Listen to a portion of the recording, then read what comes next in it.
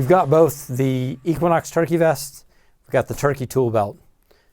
Give me a rapid fire comparison between the two on your likes and dislikes. What's better for each situation in your mind? So, this is what's kind of cool about the tool belt. I'm just going to jump right in. There's what the vest doesn't have, the tool belt has, is your rain fly.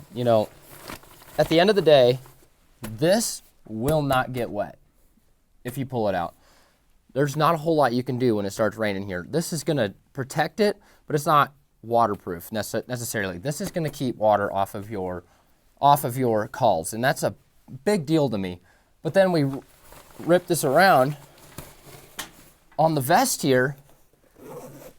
This is a lot easier to fill more stuff up in here. So I've got more room.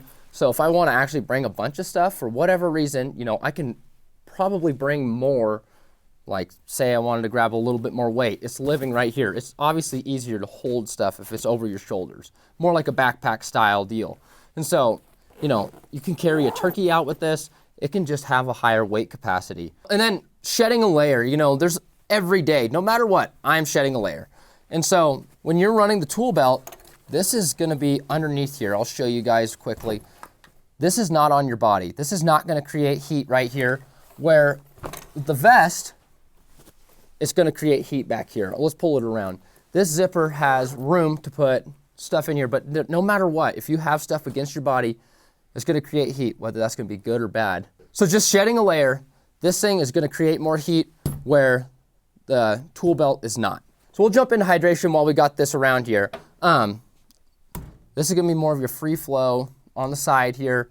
It's still moving around a little bit. I mean, it's real tight, but putting this water bladder in here and running that's going to be the tightest way that you could run it. It's going to make the least amount of noise no matter what. Right? Yeah, and it's quick access. You don't have to do anything. You just reach down, you take your sip, you move on with the water bladder. You'll store it on side storage here, or if you don't want to run this or take it off and you're running a disposable water bottle, just put it in the center console. Yeah, and so this you could probably carry more water as well, wouldn't you say? Absolutely. You have a bladder like that, you're definitely going to be able to carry more. And that just goes back to weight capacity on this thing. You're going to be able to carry more. Well, we got this here, the pad. Obviously, this is a lot skinnier than this. So if you're one of those guys that really cares about comfort and you're willing to carry it, this is the minimalist version of it. It's a great pad, but it's obviously going to be more than this pad here. This pad's going to be very light, very thin. This one, you're going to be able to sit for 2 hours, 3 hours, 4 hours. This one, 30 minutes? Yeah, I consider this a 30-minute pad, and then I carry additional, just like this would go on the bottom, I would do a lightweight deployable seat if I'm going to do a 2, 3, 4 hour sit. That's going to be carried as supplemental aftermarket, and then this is more built in. This is still as minimal as it gets on a vest side. It's killer, so. Let's rip this thing around to the front. And so obviously near and dear to me is the call storage. They're very similar. They have the same capacity. It's just really, truly where you want to be grabbing your calls, whether it's right here, around your waist. Everybody has how they like to hunt. But for me, I could go either way. They both are very simple, very easy, and not cumbersome at all. Yeah, and I feel like most hunters, you'll have known this, you'll either have been somebody that, I've found that the vest format works for me, and I would say that in that case, then maybe this would be the right fit for you.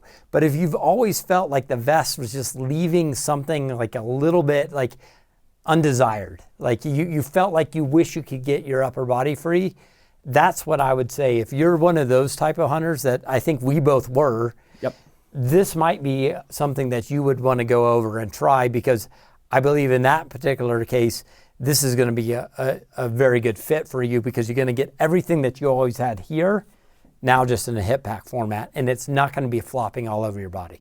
They're both really just user's choice, depending on whether or not you want your calls on your chest and on your back, or if you want to run them in a hip pack format and you've always looked to free up your upper body.